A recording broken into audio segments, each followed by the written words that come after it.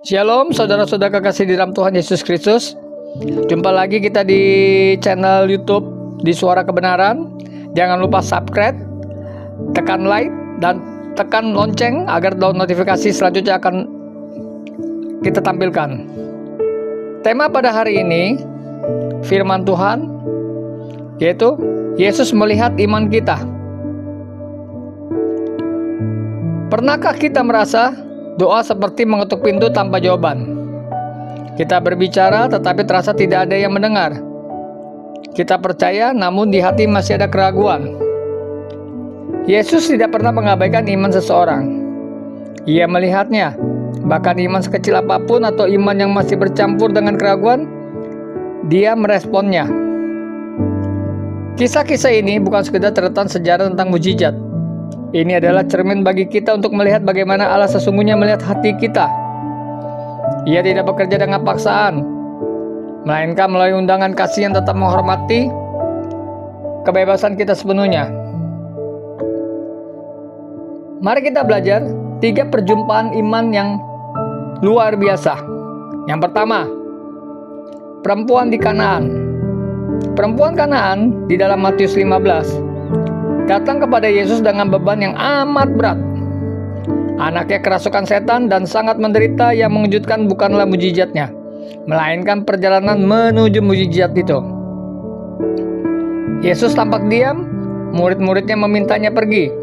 Bahkan respon Yesus terdengar sangat merendahkannya. Yesus berkata di dalam Matius 15 ayat 26, "Tidak patut mengambil roti yang disediakan bagi anak-anaknya dan melemparkannya kepada anjing." Bayangkan seorang ibu yang membawa anaknya yang kritis ke rumah sakit tetapi ditolak di pintu. Ia tidak pergi dalam amarah. Ia tidak menyerah. Ia mencari celah. Bukan karena ia tidak tahu dirinya tampak tak diterima, melainkan karena ia tahu sang dokter itu baik. Dan ia yakin bahwa kebaikan itu pasti akan menjangkau anaknya. Inilah iman perempuan Kanaan. Respon kepada Yesus tidak dengan amarah dan protes, melainkan argumen kasih yang indah. Di dalam Matius 15 ayat 27, "Benar Tuhan, namun anjing itu makan remah-remah yang jatuh dari meja tuannya." Dan Yesus yang tidak pernah gagal melihat iman menjawab, "Hai ibu, besar imanmu." Bukan iman yang sempurna, bukan iman yang bebas dari kebingungan, bukan iman yang dilandas perasaan atau baperan, tapi iman yang gigih, yang terus berpegang pada karakter Allah yang baik, meskipun keadaan tampak tidak berpihak. Yang kedua, contoh yang kedua untuk melihat iman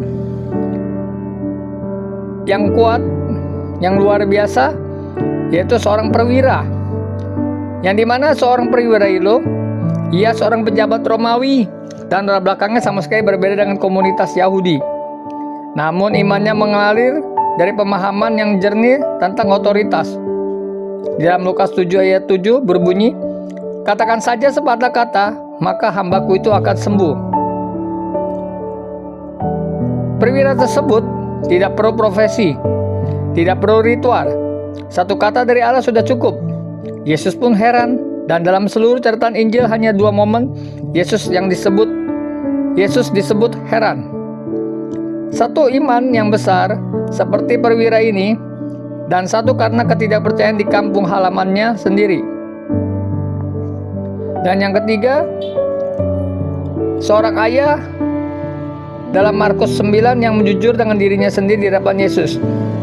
Di dalam Markus 9 ayat 24 bunyi firman Tuhan, "Tuhan, aku percaya, tolong aku yang tidak percaya ini."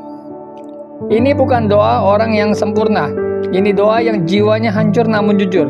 Dan Yesus menjawab kejujuran itu. Disinilah kita menemukan sesuatu yang penting tentang karakter Allah.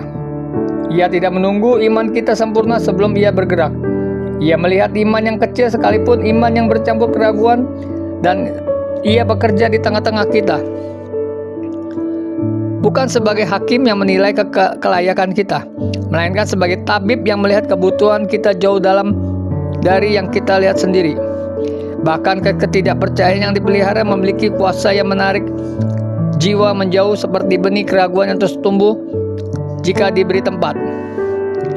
Solusinya bukan menindas keraguan. Dengan keras dari luar, solusinya adalah membiarkan iman dan kasih yang ditanam di dalam hati bertumbuh hingga berkuasa di sana. Ini bukan soal berusaha, percaya lebih keras. Ini soal membiarkan kasih Allah bekerja, menyembuhkan hati kita dari dalam. Kita juga dapat belajar dari kisah Nathanael. Ia yang sangat skeptis, tidak dimarahi karena keraguannya. Bahkan Allah tidak menyingkirkan akal manusia, sebab dialah yang menciptakan kita untuk berpikir. Yesus menghormati pergumulan Nathanael dan menyambutnya tepat di titik itu. Inilah Allah yang kita kenal, bukan yang menuntut kepatuhan, melainkan yang mengundang dialog jujur dan terbuka. Setiap kita berada di titik yang berbeda dalam perjalanan iman. Ada yang seperti perempuan Kanaan, sudah lama berdoa dan menanti, tetapi jawabannya belum juga datang. Ada yang seperti perwira, imannya bertumbuh karena melihat karakter Allah bekerja hingga dapat berkata dengan tenang, "Satu katamu cukup." Dan ada juga mungkin seperti Ayah yang menangis di hadapan Yesus, "Aku percaya, tetapi tolong aku dalam ketidakpercayaanku." Tidak ada satupun dari posisi itu yang membuat kita ditolak oleh Yesus. Yang Ia minta bukan kesempurnaan iman. Yang Ia hormati adalah kejujuran hati yang terus datang kepadanya. Musuh jiwa memang bekerja untuk menabur keraguan, agar kita berhenti datang, agar kita merasa tidak layak, agar kita menyimpulkan bahwa Allah tidak peduli. Tapi perhatikanlah dalam setiap kisah ini, mereka yang datang kepada Yesus meskipun dengan iman yang tidak sempurna, tidak pernah pulang dengan tangan kosong. Firman-Nya tetap berlaku hari ini.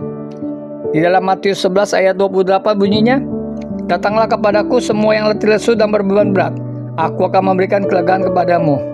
Ini bukan undangan bersyarat. Ini undangan terbuka dari Allah yang melihat bukan hanya tindakan luar kita, melainkan hati kita yang terdalam.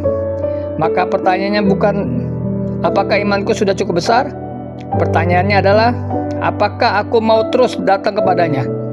Karena Yesus yang melihat Nathanael di bawah pohon ara juga melihat kita. Di ruang doa yang sunyi, di tengah malam yang berat, di persimpangan keraguan yang paling gelap, kita diundang untuk terus datang. Bukan karena kita harus membuktikan diri layak atau melainkan kita memilih Bapa yang tidak pernah berhenti melihat iman kita. Kasih-Nya tidak bergantung pada ukuran iman kita, melainkan pada karakter-Nya yang tetap setia dapat dipercaya selamanya. Tuhan Yesus berkati. Amin.